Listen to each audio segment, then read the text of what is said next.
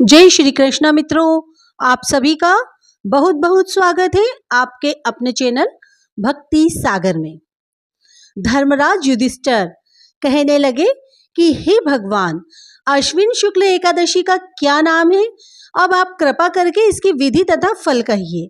भगवान श्री कृष्ण कहने लगे कि हे युधिष्ठिर, पापों का नाश करने वाली इस एकादशी का नाम पापकुंशा एकादशी है। हे राजन, इस दिन मनुष्य को विधि पूर्वक भगवान पद्मनाभ की पूजा करनी चाहिए। यह एकादशी मनुष्य को मनवांछित फल देकर स्वर्ग को प्राप्त कराने वाली है। मनुष्य को बहुत दिनों तक कठोर तपस्या से जो फल प्राप्त होता है, वह फल भगवान गरुड़ ध्वज को नमस्कार करने से प्राप्त हो जाता है। जो मनुष्य अज्ञानवश अनेक पाप करते परंतु हरि को नमस्कार करते हैं, वे नरक में नहीं जाते। विष्णु के नाम के कीर्तन मात्र से संसार के सभी तीर्थों के पुण्य का फल मिल जाता है।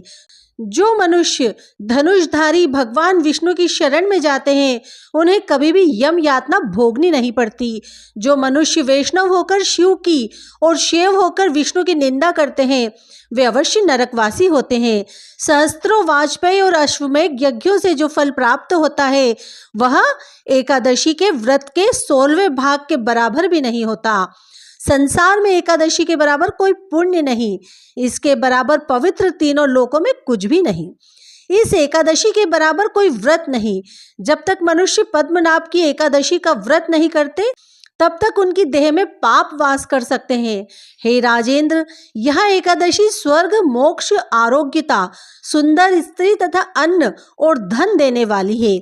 एकादशी के व्रत के बराबर गंगा, गया, काशी, कुरुक्षेत्र और पुष्कर भी पुण्यवान नहीं है। हरिवासर तथा एकादशी का व्रत करने और जागरण करने से सहज ही में मनुष्य विष्णु पद को प्राप्त होता है। हे युधिष्ठिर, इस व्रत को करने वाले 10 पीढ़ी, मातृपक्ष 10 पीढ़ी, पितृपक्ष 10 पीढ़ी, स्त्री पक्ष तथा 10 पीढ़ी मित्र पक्ष का उद्धार कर देते हैं। वे दिव्य देह धारण कर चतुर्भुज रूप हो, पीतांबर पहने और हाथ में माला लेकर गरुड़ पर चढ़कर विष्णु लोक को जाते हैं। हे नृपोत्तम, बाल्यावस्था, युवावस्था और वृद्धावस्था में इस व्रत को करने से पापी मनुष्य भी दुर्गति को प्राप्त न होकर सद्गति को प्राप्त हो जाता है। अश्विन मास की शुक्ल पक्ष की इस पापकुंशा एकादशी का व्रत जो मनुष्य करते हैं, वे अंत समय में हरिलोक को प्राप्त होते हैं तथा समस्त पापों से मुक्त हो जाते हैं।